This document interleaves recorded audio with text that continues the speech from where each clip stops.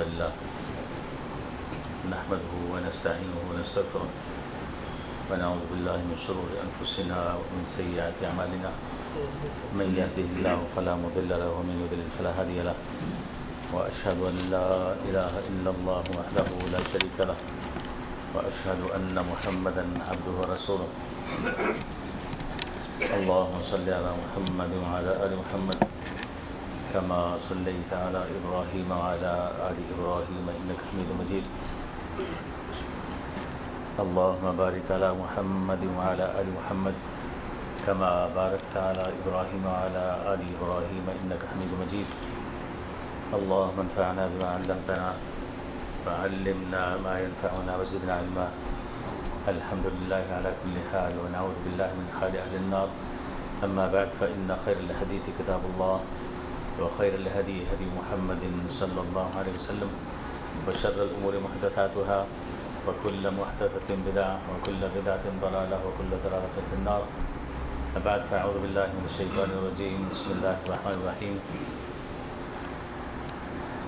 إنا أرسلناك شاهدا ومبشرا ونذيرا لتؤمنوا بالله ورسوله وتعزروه وتوقروه وتسبحوه بكرة وأصيلا. اجتماعی اور معاشرتی زندگی کے حوالے سے آپ جانتے ہیں کہ وہ انسان کی ضرورت بھی ہے، اس کی مجبوری بھی ہے اور اس کے اختیار کرنے کا حکم بھی ہے. معاشرتی زندگی کا مطلب ہے مل جل کر رہنا، ایک دوسرے کے قرب و جوار میں رہنا، ان کے پڑوس میں رہنا تاکہ لوگ ایک دوسرے سے مستفید ہو سکیں اور ایک دوسرے کے کام آ سکیں. اور اس کے لیے اجتماعی زندگی گزارنے کے حکم کے ساتھ ساتھ اللہ تعالیٰ نے اس غرض سے لوگوں میں درجہ بندی کر رکھی ہے، جیسے کہ فرمایا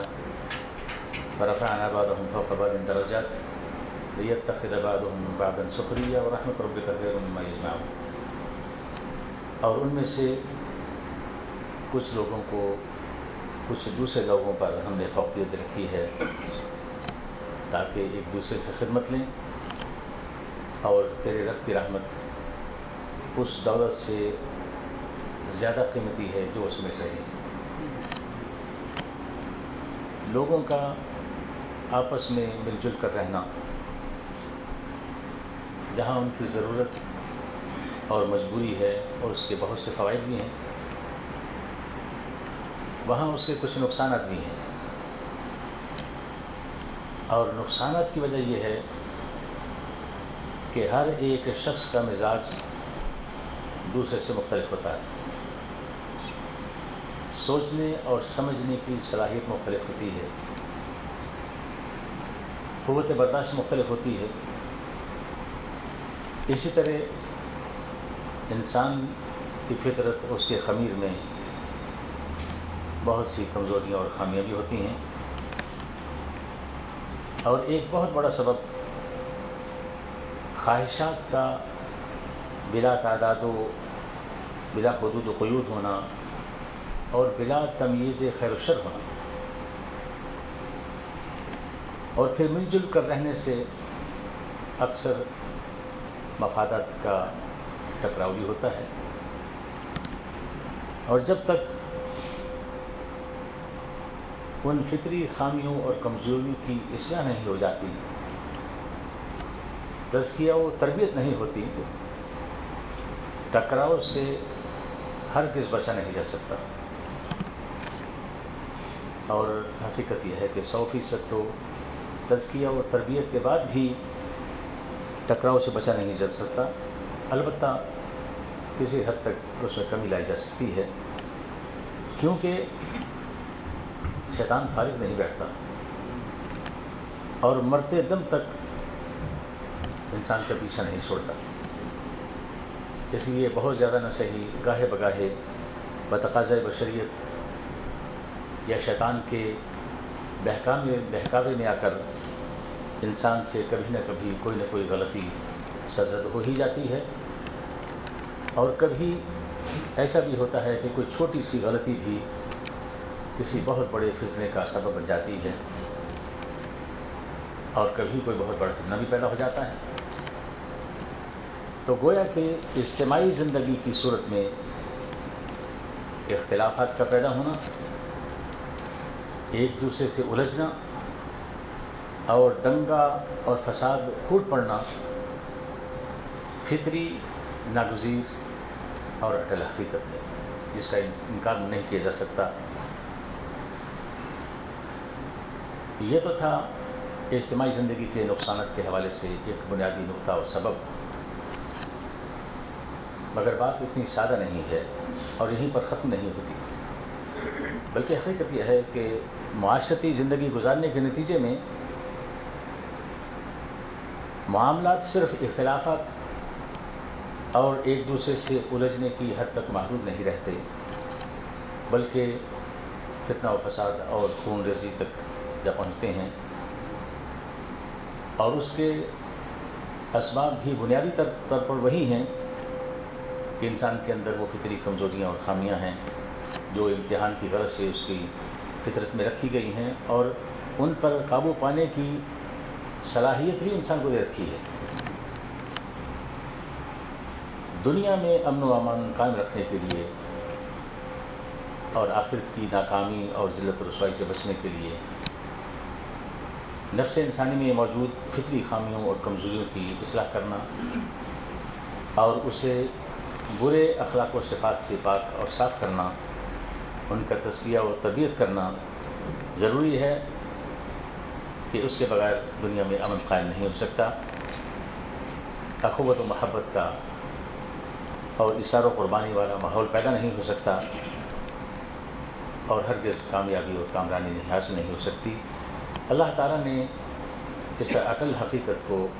یوں بیان فرمایا ہے کہ قد افلح من زکاہا وقد خاب من دساہا، جس نے نفس کا تزکیہ کر لیا وہ یقیناً کامیاب و کامران ہو گیا، اور جس نے اسے خاک آلود کر لیا وہ ناکام و نامراد ہوا۔ اور تزکیہ نفس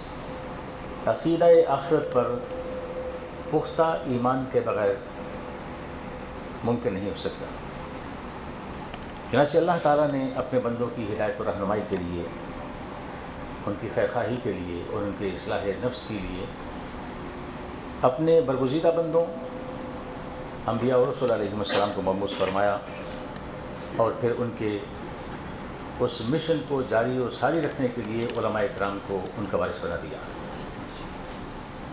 مگر اس کے باوجود فرشتوں کا وہ اندیشہ سچ ثابت ہو کر رہا جو انہوں نے اللہ تعالیٰ سے عرض کیا تھا کہ قالوا اتجعل فیہا من یفسد فیہا ویسفک الدماء۔ انہوں نے عرض کیا اللہ تعالیٰ سے کہ کیا آپ ایک ایسی شخصیت کو زمین پر خلیفہ مقرر کرنے والے ہیں جو دنیا میں زمین پر فساد برپا کرے اور خون ریزیاں کرے؟ تو ان کا یہ اندیشہ تھا اور اس سے ثابت ہوا۔ لہٰذا اصلاح کی تمام تر کوششوں کے باوجود لوگوں کے ایک بہت بڑے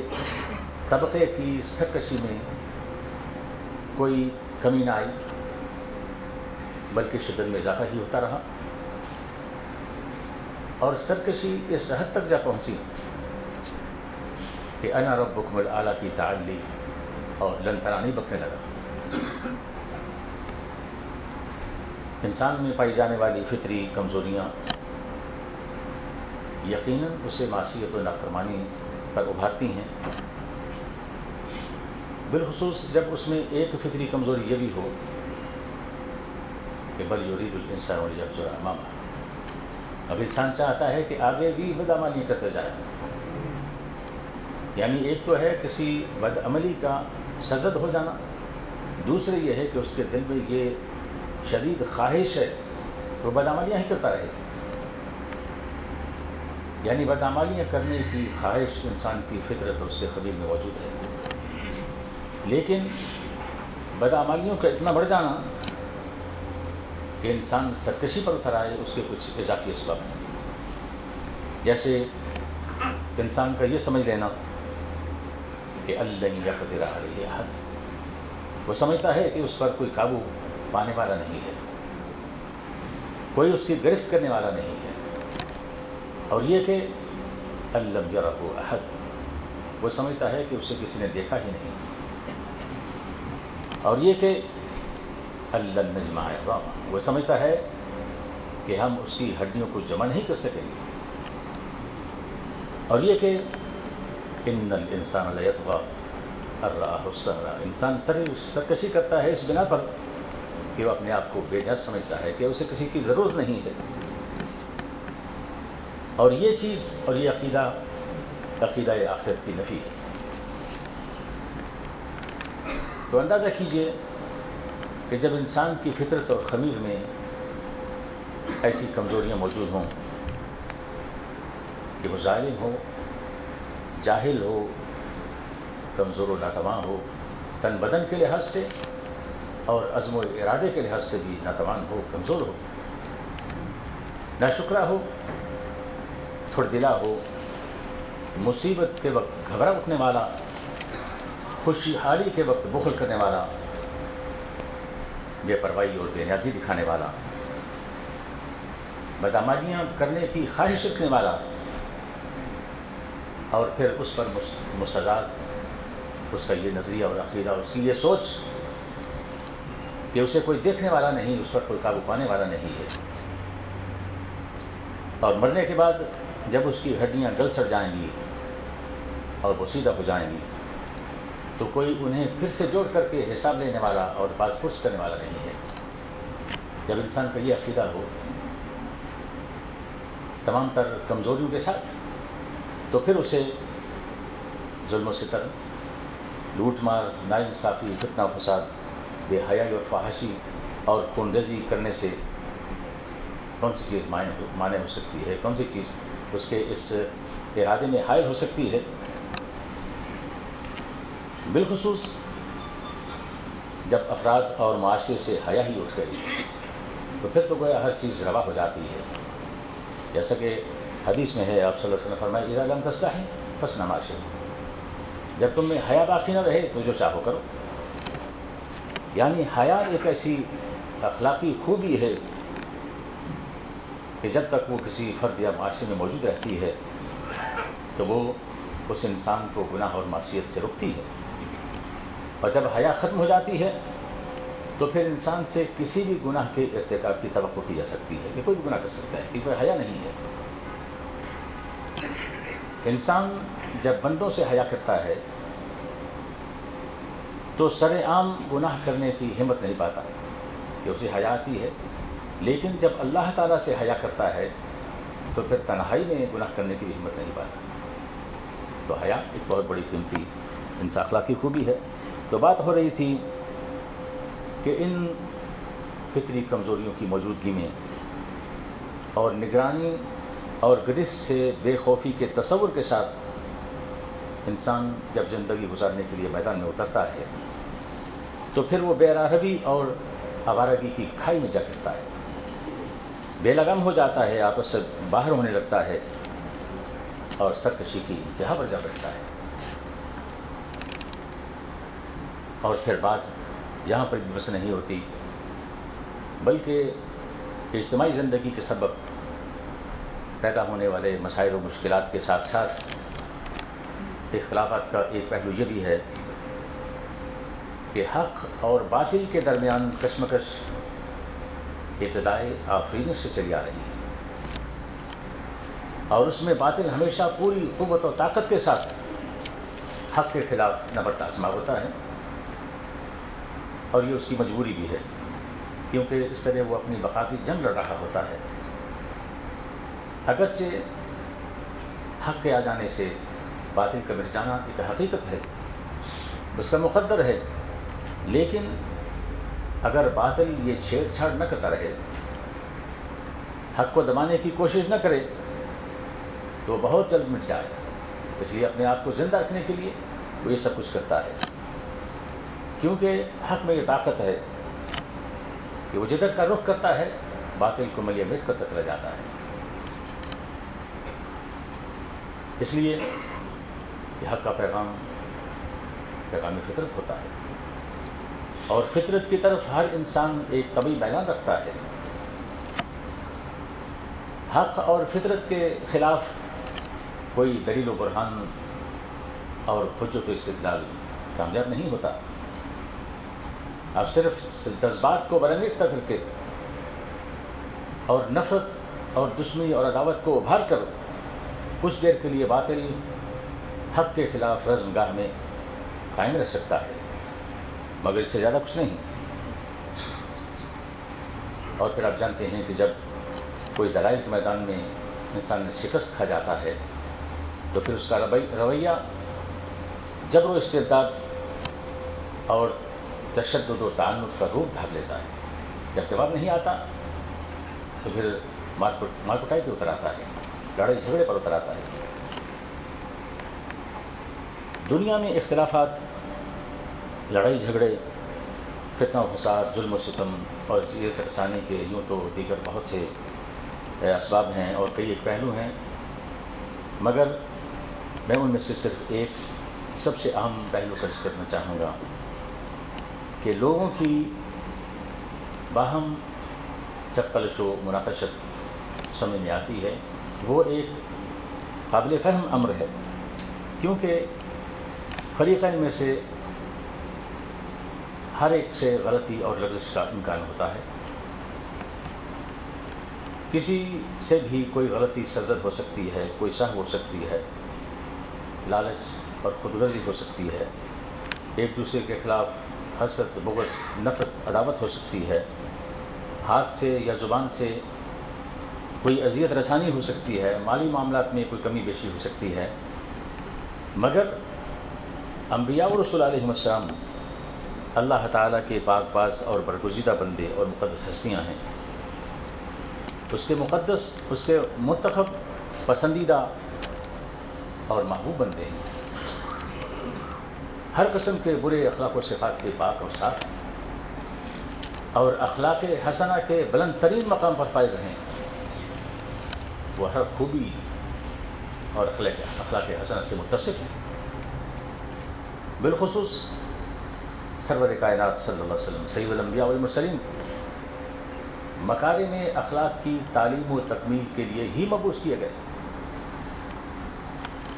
آپ صلی اللہ علیہ وسلم کے اخلاق عالیہ لوگوں کے لیے مثال اور اسوہ اور نمونہ ہے. لقد كان لكم في رسول الله اسوة حسنة لمن كان يرجو الله واليوم الآخر وذكر الله كثيرا. یقیناً تم لوگوں کے لیے اللہ کے رسول میں بہترین نمونہ تھا، ہر اس شخص کے لیے جو اللہ اور یوم آخرت کا امیدوار ہو اور کثرت سے اللہ کو یاد کرے. اور آپ صلی اللہ علیہ وسلم کے اخلاق کے بلند ترین مرتبے پر فائز ہونے کی گواہی خود اللہ تعالیٰ دیتے ہیں، جیسے کہ فرمایا وَإِنَّكَ لَعَلَىٰ خُلُقٍ عَظِيمٍ. آپ یقیناً اخلاق کے بلند ترین مرتبے پر فائز ہیں. آپ صلی اللہ علیہ وسلم کی ذات والا سے کسی کو کوئی دکھ، درد، تکلیف، اذیت تو درکنار، آپ صلی اللہ علیہ وسلم تو سراپا رحمت ہیں اور تمام جہانوں کے لیے ہیں. وما ارسلناک الا رحمۃ للعالمین. اور ہم نے آپ کو تمام جہان والوں کے لیے رحمت ہی بنا کر بھیجا ہے. اور اس پر تاریخ شاہد ہے اور اپنے اور بیگانے اس کے معترف ہیں. رحمت عالم صلی اللہ علیہ وسلم کی رحمت کا عالم ملاحظہ کیجیے کہ آپ صلی اللہ علیہ وسلم انہی لوگوں کے ایمان نہ لانے پر رنجیدہ ہیں جو آپ صلی اللہ علیہ وسلم کو اذیت دیتے اور برا بھلا کہتے ہیں، اور ایسے رنجیدہ ہوتے ہیں کہ جان جانے کا خطرہ پیدا ہو جاتا ہے. چنانچہ اللہ تعالیٰ آپ صلی اللہ علیہ وسلم کو مخاطب کرتے ہوئے فرماتے ہیں لعلک باخع نفسک الا یکونوا مؤمنین. آپ شاید اپنے آپ کو اس غم میں اپنی جان کھو دو گے کہ یہ لوگ ایمان کیوں نہیں لاتے. یعنی آپ صلی اللہ علیہ وسلم سے فرمایا جا رہا ہے کہ ان کے ایمان نہ لانے پر غمزدہ نہ ہو، کہ آپ کی ذمہ داری صرف پیغام پہنچانا تھا، صبح آپ نے پہنچا دیا، باقی حساب کتاب ہمارا کام ہے. فإنما علیک البلاغ وعلینا الحساب، آپ کا کام پہنچا دینا ہے، حساب لینا ہمارا کام ہے. اور یہ کہ انا ارسلناک بالحق بشیرا ونذیرا ولا تسأل عن اصحاب الجحیم، ہم نے آپ کو حق کے ساتھ خوشخبری دینے والا اور ڈرانے والا بنا کر بھیجا ہے، اور آپ سے جہنم والوں کے بارے میں نہیں پوچھا جائے گا کہ یہ جہنم میں کیوں گئے. آپ کا کام پہنچا دینا تھا، وہ آپ نے پہنچا دیا. اور یہ کہ یہ لوگ جو حق کی طرف التفات نہیں کرتے، ان کے بارے میں پریشان نہ ہوں، اصل میں ان کے اندر کوئی خیر موجود ہی نہیں ہے. اگر اللہ تعالیٰ دیکھتے کہ ان کے اندر حق کو قبول کرنے کی کوئی خیر اور کوئی مادہ موجود ہے تو اللہ تعالیٰ انہیں سنوا دیتے، یعنی خصوصی سماعت نصیب فرماتے، ایسی سماعت حق کی، ایسی سماعت فرماتے کہ جو دل پر اثر کرنے والی ہوتی، جو نافع ہوتی. اور ایسی صورت میں جب کہ ان کے اندر حق کو قبول کرنے والا کوئی مادہ نہیں ہے، کوئی خیر نہیں ہے، کوئی طلب نہیں ہے، کوئی چاہت نہیں ہے، اگر اللہ تعالیٰ انہیں سنوا بھی دیتے تو وہ ضرور بے رخی کے ساتھ منہ پھیر لیتے. ان شر الدواب عند اللہ الصم البکم الذین لا یعقلون، یقین اللہ کے نزدیک بدترین قسم کے جانور وہ لوگ گونگے اور بہرے لوگ ہیں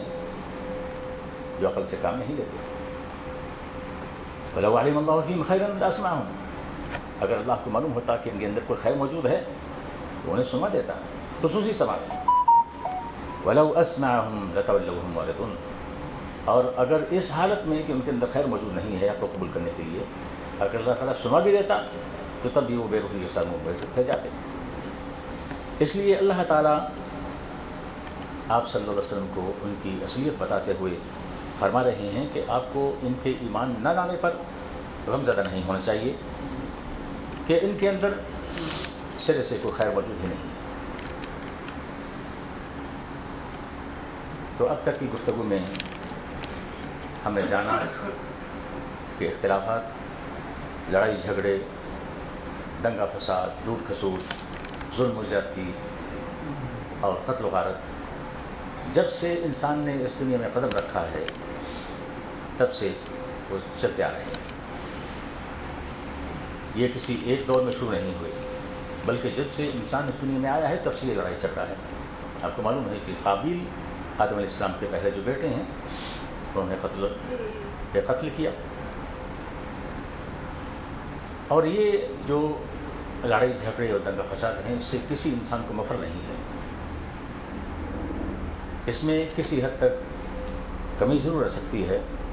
مگر ان چیزوں کو مکمل طور پر ختم نہیں کیا جا سکتا، کیونکہ یہ انسان کی ان کمزوریوں کے نتیجے میں ظاہر ہوتے ہیں. ویڈیو نہ بنائیں پلیز. یہ انسان کے یہ ان کمزوریوں کے نتیجے میں یہ فتنے فسادات ہوتے ہیں، لڑائی جھگڑے ہوتے ہیں جو انسان کی فطرت میں موجود ہیں. اس لیے یہ گویا ایک مسلمہ حقیقت بن چکی ہے، جیسا کہ شاعر کہتا ہے وَالظُّلْمُ مِنْ شِيَمِ النُّفُوسِ فَإِنْ تَجِدْ ضَاعِفَةٍ فَلِعِلَّةٍ لَا يُظْلِمُ. ظلم انسان کی جبلت میں موجود ہے. اگر کوئی شخص اس سے مجتنب رہتا ہے، ظلم کرنے سے بچا رہتا ہے، تو وہ کسی سبب سے بچا رہتا ہے. یعنی فطری طور پر انسان کی طبیعت ظلم کی طرف مائل ہوتی ہے، لیکن اگر کوئی شخص ظلم سے احتراز کرتا ہے تو کسی سبب سے اعتراض کرتا ہے، کسی علت کی وجہ سے کرتا ہے، اور اسباب دو ہی ہیں، یا تو دین کی وجہ سے، یعنی اللہ سے ڈرتے ہوئے وہ ظلم کرنے سے اجتناب کرتا ہے، یا پھر وہ اپنی بے بسی کی وجہ سے عاجز ہے، ظلم کر نہیں سکتا، یا وہ ڈرتا ہے کہ اگر میں ظلم کروں گا تو انتقام دیا جائے گا. تو بنیادی طور پر انسان کے اندر وہ مادہ موجود ہے، وہ خامیاں موجود ہیں جس کی وجہ سے وہ ظلم کرنا چاہتا ہے، لیکن دو وجوہات کی میں سے کسی ایک وجہ کی وجہ سے وہ ظلم نہیں کرتا، یہ شاعر کا کہنا ہے۔ تو معاشرتی زندگی گزارتے ہوئے لوگوں کے ظلم و زیادتی سے نہ بچ پانا اتنی بڑی حقیقت ہے کہ اس پر طرح طرح کی کہاوتیں اور ضرب الامثال بنا دی گئی ہیں۔ جیسے کہ ایک ضرب المثل یہ ہے کہ علم تکن ذئبا اکلت کر دیا، اگر تم بھیڑیے نہ ہوئے تو بھیڑیے تمہیں کھا جائیں گے، یعنی معاشرے میں رہتے ہوئے تمہیں بھیڑیا بننا ہوگا، ورنہ دوسرے بھیڑیے تمہیں کھا جائیں گے۔ ظاہری معنی کے حساب سے یہ عقیدہ، یہ نظریہ اور یہ تصور اسلامی تعلیمات سے مطابقت نہیں رکھتا، اسلام اس کی تائید نہیں کرتا۔ البتہ اس کو ایک حد تک بدلے کے معنی میں لے سکتے ہیں یا اپنے دفاع کے معنی میں لیا جا سکتا ہے، جیسا کہ شاعر کہتا ہے من لم یضد عن حوضی بسلاحہ یہدم ومن لا یضرب الناس یضرم، جو اپنے اسلحے کے ساتھ اپنے حوض کا دفاع نہیں کرتا اس کا حوض ڈھا دیا جاتا ہے، اور جو لوگوں پر ظلم نہیں کرتا اس پر ظلم کیا جاتا ہے۔ یعنی جو اپنی عزت کی حفاظت نہیں کرتا اس کی عزت پامال کی جاتی ہے، اور جو اپنے دفاع کے لیے ہوشیار اور چوکنا نہیں ہوتا پھر اس پر ظلم کیا جاتا ہے۔ تو اس طرح کی اور بہت سی ضرب الامثال ہیں جن کی تفصیل اور تشریح کا نہ یہ مقام ہے اور نہ یہ ہمارا آج کا موضوع ہے۔ اصل میں بتلانا مقصود یہ تھا کہ معاشرتی مسائل کے حل کے لیے سب سے پہلے معاشرتی مسائل کے اسباب کا جاننا ضروری ہے، اور اگر اسباب معلوم نہ ہوں تو منطقی حل پیش نہیں کیا جا سکتا، صرف ایک جذباتی حل پیش کیا جا سکتا ہے اور وہ اکثر موزوں نہیں ہوتا۔ اور چونکہ معاملہ جس قدر اہم اور پیچیدہ ہو اس کو سمجھنے کے لیے اسی قدر تمہید طویل ہوتی ہے، لہٰذا انبیاء اور رسول علیہ السلام کی عزت و احترام کے حوالے سے بالعموم اور رسول کریم صلی اللہ علیہ وسلم کی عزت و احترام جیسے اہم اور حساس موضوع سے متعلق بالخصوص تمہید کو ذرا طول دینا پڑا تاکہ اصل اسباب اور محرکات جان کر اصل حل معلوم کریں اور دوسرے انداز سے اس پر عمل پیرا ہوں۔ آئندہ خطبہ جمعہ میں اس موضوع سے متعلق انشاءاللہ مزید کچھ جاننے کی کوشش کریں گے۔ اللہ تعالیٰ ہمیں سمجھنے اور عمل کی توفیق عطا فرمائے۔ وآخر دعوانا الحمدللہ رب العالمین۔